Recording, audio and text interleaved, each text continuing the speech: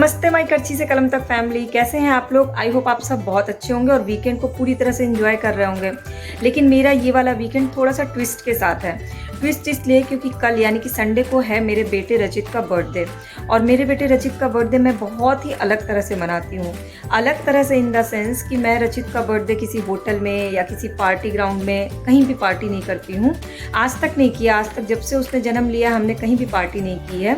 और इसका रीज़न मेरा सेल्फ थॉट था। मेरी खुद की ये सोच रही है कि अगर बच्चों को शुरू से ही हम बड़ी बड़ी जगहों पे पार्टीज़, बर्थडे पार्टी, ऑफिसर्स की फैमिली को बुला के उनके बच्चों को बुला करके पार्टी करते हैं तो बच्चों के मन में थॉट बन जाएगा कि मेरे बेटे के मन में ये थॉट बनेगा कि यही उसका माहौल है, वो इसी माहौल के लिए बना हुआ है और उसको सिर्फ टेक करने की आदत पड़ जाएगी, यानी गिफ्ट लेने की आदत पड़ जाएगी। मेरा मोटिव ये था कि मैं अपने बेटे का बर्थडे ऐसे सेलिब्रेट करूं जिससे वो उन लोगों को खुशियां दे सके जिनके लिए पार्टी बहुत बड़ी चीज़ होती है, जो पार्टी को एंजॉय करते हैं, जो छोटे छोटे गिफ्ट जिनके लिए बहुत बड़े मैटर करते हैं। और रचित को गिफ्ट देने की आदत पड़े, ना कि बर्थडे में सिर्फ गिफ्ट लेने की आदत पड़े। तो बेसिकली मैंने अब तक 7 बर्थडे उसका मनाया है। 7 बर्थडे में मैंने अपने ही गार्डन में, अपने ही घर के बाहर बरामदे में अपनी ही तरीके से सिंपल डेकोरेशन किया, अपनी ही से जो भी चीज़ें थी खाना बनाया। अपने ही जो स्टाफ हैं, जो हमारे यहाँ हाउसमेड हैं, जो काम करते हैं, जो ड्राइवर हैं, जो गनर हैं, जितने भी स्टाफ हैं उनको और उनके बच्चों को बुला करके उन्हीं के साथ सेलिब्रेट किया है। आपने पिछले भी पहले कुछ शायद ब्लॉग में देखा होगा कि मैंने हर फेस्टिवल, दशहरा, जन्माष्टमी, सब कुछ ऐसे ही मतलब सेलिब्रेट करना मुझे पसंद है।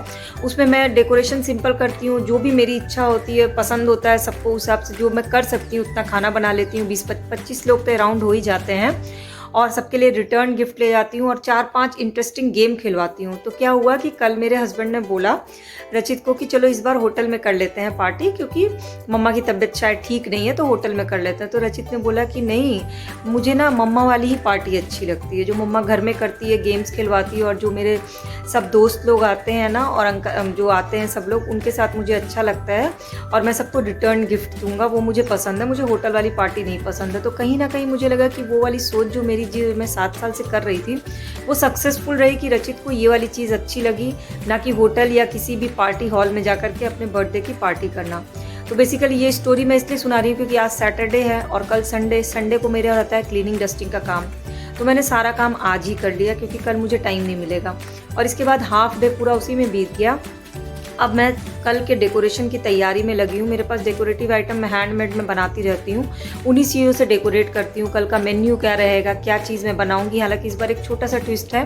क्या होता है, नॉर्मली मैं रात शाम के टाइम में करती हूँ तो सबको खाने पे बुला लेती हूँ, सबको खाना खिला के भेजती हूँ। मेरे पास बड़े बड़े बर्तन हैं, लकड़ी का चूल्हा जला करके उसी पे खाना बनाती हूँ और वही सबको भोज की तरह खिलाती हूँ। इस बार क्या है कि हम लोग कॉलोनी में है तो वो चीज़ें मैं कर नहीं सकती उतना डिटेल में, तो मैंने कुछ चीज़ें बाहर से मंगाई और कुछ चीज़ें अपने ही घर के किचन में बनाऊँगी। और इस बार शाम को किया है ताकि रोशनी में ही जो भी हल्ला गुल्ला होना है, पार्टी डांस होना है, गेम्स खेलना है, वो सब रोशनी में हो जाए ताकि किसी को कॉलोनी में डिस्टर्ब ना हो। हमेशा क्या होता था कि इनको सेपरेट बंगला मिलता था तो अपने बंगले में अपने अकॉर्डिंग हम कर लेते थे, तो रात में भी चल जाता था। तो इस बार थोड़ा सा प्लान में चेंज आया है। बाकी बर्थडे की क्या क्या तैयारियां की हैं वो कल की ब्लॉग में आपको मिलेगा। मैं 2 पार्ट में शेयर करूंगी। एक तो बर्थडे की सिंपल तरीके से कैसे प्रिपरेशन की और कैसे क्या क्या गेम्स खिलवाया, कैसे बर्थडे सेलिब्रेट किया, क्या बनाया, उसको दूसरी ब्लॉग में शेयर करूंगी। फिलहाल आज मैंने क्या बनाया, क्या क्या किया, वो आगे के ब्लॉग में आपको दिख जाएगा। तो क्या सबसे अच्छा लगा नीचे कमेंट सेक्शन में ज़रूर बताइएगा। और आप अपने बच्चों का बर्थडे किस तरह से सेलिब्रेट करना पसंद करते हैं ये भी मुझे ज़रूर बताइएगा ताकि आपके आइडियाज़ मैं कॉपी कर सकूं। तो चलिए अब आगे चलते हैं ब्लॉग में। तो सुबह नाश्ते के बाद सबसे पहले किया आज क्लीनिंग किचन की क्लीनिंग में क्या होता है ना, ये जो मार्बल टाइल्स यहाँ जो लगे होते हैं वॉल पे, वो मिक्सी चलाने से, गैस पे खाना पकाने से थोड़े चिपचिपे से हो जाते हैं। और इधर 1 महीने से मैं यहाँ थी भी नहीं तो थोड़ा ज़्यादा गंदा हो गया था। तो मैंने विम लिक्विड घोल के सबको कर दिया। उसके बाद फिर मिक्सी में नज़र पड़ी तो मिक्सी में अंदर एकदम ग्रीन कलर की इतनी गंदगी जम गई थी। मैंने उसको पूरा ब्रश से क्लीन किया। मिक्सी के साथ सबसे बड़ी प्रॉब्लम है कि डेली बेसिस पे हम उसको क्लीन नहीं करते हैं और जब वो इकट्ठा हो जाता है तो ही उसे क्लीन करते हैं। तो आज मेरे साथ वही था। ज़्यादा टाइम मुझे लग गया मिक्सी को क्लीन करने में और सारा किचन को ही करने में इतना टाइम लग गया ना कि मैंने, और इसलिए भी किचन को करने में टाइम लगा क्योंकि आज मैंने पहले से सोच रखा था कि आज पूरा चावल, दाल, सब्जी, रोटी, पूरा रायता, चटनी जो रोज़ खाने में बनाती हूँ वो नहीं बनाऊँ क्योंकि इस पूरे हफ्ते हमने बहुत खाया है। बहुत तरह तरह की चीज़ें बनाई और खाई हैं। तो इस बार वीकेंड में मैंने सोचा एक ब्रेक दिया जाए और कुछ और ज़्यादा हेल्दी चीज़ खाई जाए। तो आज मैंने दिन के खाने में वही बनाया था और हम लोग तीनों लोगों ने बहुत मज़े से खाया। तो मिक्सी साफ़ करने के लिए मैंने थोड़ा सा 2 चुटकी सोडा डाल दिया उसमें, तो जितनी गंदगी थी ना वो एकदम फुल के ऊपर आ गई। और उसके बाद फिर मैंने उसको ब्रश से रगड़ा और कपड़े से साफ़ कर दिया, तो बहुत अच्छे से साफ़ हो गया। एक तो वाइट कलर की मिक्सी को मेंटेन करना वैसे ही मुश्किल हो जाता है। बेसिकली ये मिक्सी नहीं है, फूड प्रोसेसर है। मेरे हस्बैंड ने मुझे गिफ्ट किया था, बिना पूछे सरप्राइज़ गिफ्ट था। और एक्चुअली मेरे लिए सरप्राइज़ है क्योंकि फूड प्रोसेसर का इस्तेमाल मुझे नहीं लगता कि ज़्यादातर लेडीज़ करती हैं। वो बहुत टफ होता है, उतने तरह के ब्लेड्स लगाओ फिर सब्ज़ी काटो, उससे ज़्यादा आसान काम लगता है अपने से फटाफट से सब्ज़ी काट लो। तो मेरे फूड प्रोसेसर का कोई भी ब्लेड यूज़ नहीं हो पाया, सिर्फ और सिर्फ मिक्सी का जार यूज़ हुआ। इवन आटा सानने वाला जार भी नहीं यूज़ हुआ। वो ऐसा हो गया कि वो एकदम टाइट ही हो गया है, फिक्स हो गया, क्योंकि मैंने यूज़ ही नहीं किया आटा सानना। आटा सानना भी मुझे खुद से आदत है और बहुत ज़्यादा मात्रा में पड़ता है तो वो भी सन जाता है, मतलब आदत पड़ गई, इसलिए फूड प्रोसेसर की आदत ही नहीं पड़ी।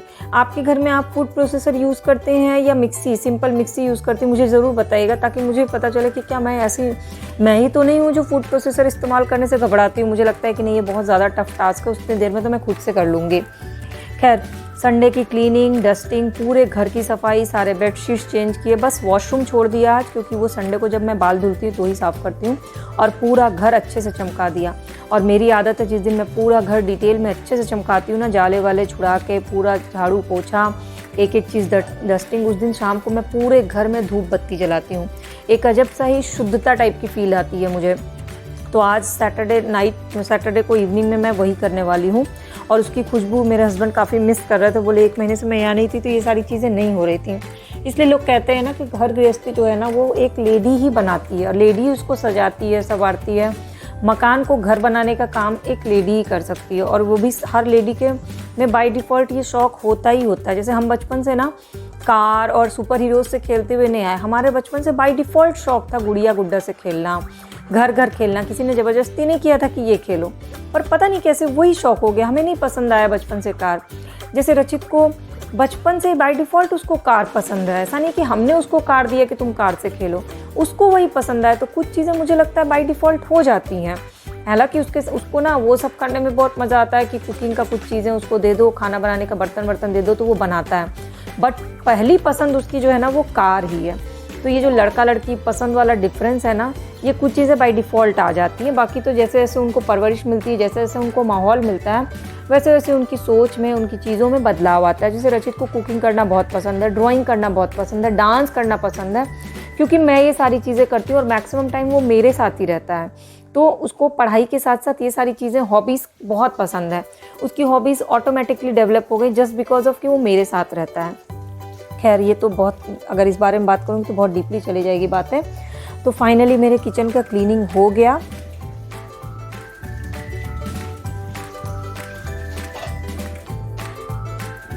फिर मैंने एक तरबूजा 3-4 दिन से पड़ा हुआ था, पिछले हफ्ते इतना सारा चीज़ बनाया ना कि तरबूजे पे ध्यान ही नहीं दे पाई। फिर मैंने सारा ही तरबूजा काट दिया आज, और उसको मिक्सी के जार में डाल के सोचा अगर तरबूजा खाने को दूंगी तो वो एक अलग टास्क हो जाएगा, तो चलो इससे मोजीटो बना देती हूँ।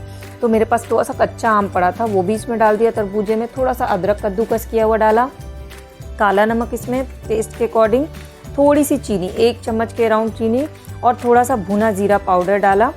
ये सब मिला करके जब इसका बनाएंगे ना मोजीटो, बहुत टेस्टी बनता है और बहुत हेल्दी भी होता है। थोड़ा सा काली मिर्च पाउडर डाला ताकि तीखा ना हो। तो बेसिकली भुना जीरा पाउडर, काली मिर्च पाउडर, कटा हुआ कच्चा आम, 1 से 1.5 चम्मच चीनी, चुटकी भर काला नमक, पुदीने के पत्ते, सब डाल के मिक्सी के जार में अच्छे से चला दिया। और फिर मोटी वाली छन्नी से इसको छान लिया। मोटी वाली छन्नी से इसलिए क्योंकि ज़्यादा महीन छन्नी से छानने से ना तरबूजे का सारा फाइबर ही चला जाएगा, और फाइबर सबसे इम्पॉर्टेंट होता है। अगर हम अच्छा खाना चाहते हैं तो हमें फाइबर पे ध्यान देना चाहिए। तो इसको खूब मोटी छन्नी से सारा पल्प निकाल दिया, बहुत कम ही बचा था, सारा तो छन के अलग हो गया। और ये मिक्सचर तैयार हो गया। अब मैंने ग्लास निकाला, और इस ग्लास को देख करके रचित का क्या रिएक्शन आया है ना, आप ब्लॉग के लास्ट में देखिएगा। ग्लास में कुछ तरबूजे के पीसेस काट के डाल दिए सबसे पहले, फिर जो जूस बनाया था ना, अदरक, आम, जीरा पाउडर, काली मिर्च पाउडर, काला नमक और चीनी, पुदीने के पत्ते डाल के उसको तीनों गिलास में इक्वली डाल दिया। और फिर ऊपर से पुदीने के पत्ते काट के डाल दिए, थोड़ा सा ज़ीरा पाउडर छिड़क दिया। और इतनी देर में रचित आ गया था देखने के लिए, और गिलास देख के वो इतना खुश हुए जा रहा था। मुझे लगा इतने दिन से मैं हूँ नहीं तो क्रॉकरी का यूज़ ही नहीं हो पा रहा है। थोड़ा थोड़ा नींबू का रस डाल दिया और ऊपर से स्प्राइट डाल दिया, जो कि ऑप्शनल था। मैंने इसको फुल करने के लिए स्प्राइट डाल दिया और इसको रख दिया जब तक कि मैंने अगला आइटम बनाया ना, तब तक के लिए। और उतनी देर भी रचित वेट नहीं कर पा रहा था, बोला था मम्मा मुझे होटल वाली फीलिंग आ रही है। मुझे भी एक्चुअली बहुत सुंदर लग रहा था, ये नेचुरल कलर था एकदम। आपको याद होगा मैंने अब पिछली ब्लॉग में आपको दिखाया था कि चना, मूंग, मूंगफली, बादाम, लोबिया सबको मैंने भिगोया था स्प्राउट्स के लिए। वो बहुत अच्छा स्प्राउट्स हो गया 2 दिन में, इसको छन्नी पे छोड़ दिया था, बड़े अच्छे अंकुरित हो गए हैं। तो आज बेसिकली दिन के खाने में यही था, ढेर सारा स्प्राउट्स। ये इतना फ़ायदेमंद होता है ना, इसमें इतना प्रोटीन होता है, मतलब प्रोटीन सैलड जो लोग बोलते हैं ना, ये परफेक्ट प्रोटीन सैलड होता है। खासकर इसमें बादाम और जो मूंगफली होता है ना, वो इसके टेस्ट को भी बहुत बढ़ा देता है। नॉर्मली क्या होता है, हम लोग चना मूंग खाते हैं, मूंगफली, बादाम और लोबिया भिगाना भूल जाते हैं, सोयाबीन जिसको बोलते हैं, सोयाबीन भिगाना भूल जाते हैं। बट इन पाँचों का कॉम्बिनेशन सही मायने में प्रोटीन सैलड होता है। फिर एक खीरा था, वो बारीक काट लिया था, एक प्याज को बारीक काट लिया था, एक टमाटर बारीक काटा, एक छोटे साइज़ का चुकंदर काट के रख लिया था, कच्चे आम थे उसको भी बारीक काट के रखा था, अदरक कद्दूकस कर लिया था, पुदीने की पत्ती, धनिया की पत्ती और थोड़े से हरी मिर्च एकदम बारीक काट के, कि मतलब रचित के दांतों के नीचे आए भी ना तो भी उसको पता न चले, क्योंकि स्प्राउट्स ना बिना हरी मिर्च के खाने में मज़ा ही नहीं आता है। थोड़े से शिमला मिर्च रखे थे, वो भी काट के डाल दिया। आधा तो प्रोटीन आपको स्प्राउट से मिल जाएगा और बाकी फाइबर और प्रोटीन आपको खीरा, टमाटर, चुकंदर, प्याज, शिमला मिर्च, पुदीना, धनिया, अदरक, सब चीज़ों में आपको फ़ायदेमंद चीज़ें मिल जाएंगी। और ऊपर से विटामिन सी के लिए मैंने इसमें नींबू का रस डाला, पूरा आधा नींबू का रस, काला नमक और जीरा पाउडर, चाट मसाला पाउडर और सादा नमक, सब मिला के खूब अच्छे से दर दर करके मिक्स किया। मस्त खुशबू आ रही थी। मुझे ये स्प्राउट्स बहुत पसंद है और मैंने रचित को कहानी भी सुनाई कि पहले हम लोग ट्रेन पे जब जर्नी करते थे ना, तो बस वेट करते थे कि कब चना बेचने वाला आए, कब झालमुड़ी वाला आए, क्योंकि इसका स्वाद ही अलग होता था। अब तो ट्रेन में ये मिलता भी नहीं है, तो उसे भी बड़ा अच्छा लग रहा था। उसने भी बहुत मन से खाया। ऊपर से ये भुना जीरा पाउडर डाल दिया और स्प्राउट्स तैयार हो गए। अब मैं आपको दिखाती हूँ जब मैंने उसको सर्व किया तो उसका क्या रिएक्शन था। आप ना एक बार ये वाला सैलड और ये मोजिटो ज़रूर ट्राई करिएगा, आपके घर वालों को बहुत पसंद आएगा और अच्छा बनेगा, नो डाउट। बहुत सिंपल है, बहुत आसान तरीके से, और एकदम आपके पास ये सारी चीज़ें आपके किचन में ज़रूर होंगी, सलाद के सारे आइटम ज़रूर होंगे। तो आप इसको एक बार ट्राई ज़रूर करिएगा। और मेरी वीडियोस आपको कैसी लगती है, ब्लॉग्स, रेसिपीज़, जितनी भी वीडियोस मैं पोस्ट करती हूँ वो नीचे कमेंट सेक्शन में ज़रूर बताइएगा, क्योंकि मेरा टारगेट सिर्फ और सिर्फ इतना है कि आपको हेल्दी रखूँ और छोटी छोटी बातों के थ्रू हम अपना हेल्थ से जुड़ी चीज़ें अपडेट रखते रहें। तरह तरह की रेसिपीज़, पढ़ाई लिखाई, न्यूज़ अपडेट, बच्चों की पेरेंटिंग से रिलेटेड मैं सब चीज़ों की कोशिश यही करती हूँ कि हम अपने डे टू डे लाइफ में ये अपडेशन एक दूसरे को देते रहें, क्योंकि हमारी फैमिली अब 75,000 मेंबर्स हो गए हैं। इसके लिए तो आप सबका दिल से धन्यवाद। अब ये सलाद अभी वीडियो में देख करके ना मेरे मुंह में फिर से पानी आ गया और फिर से खाने का मन हो गया, लेकिन अब इसके लिए मुझे 2 दिन और वेट करना पड़ेगा, क्योंकि मुझे फिर से सारी चीज़ें भिगानी पड़ेंगी। चुकंदर ज़रूर डालिएगा क्योंकि हीमोग्लोबिन की कमी को दूर करता है। टमाटर भी ज़रूर डालिएगा क्योंकि ये पथरी उथरी नहीं होने देता है। खीरा बहुत इंपॉर्टेंट है गर्मियों के सीज़न में। प्याज बहुत इंपॉर्टेंट है क्योंकि लू नहीं लगने देता है। तो ये सारा कॉम्बिनेशन की कितनी भी तारीफ़ करूँ वो कम है। अब आप देखिए कि रचित का रिएक्शन क्या रहा ग्लास और ये सैलड देखने के बाद।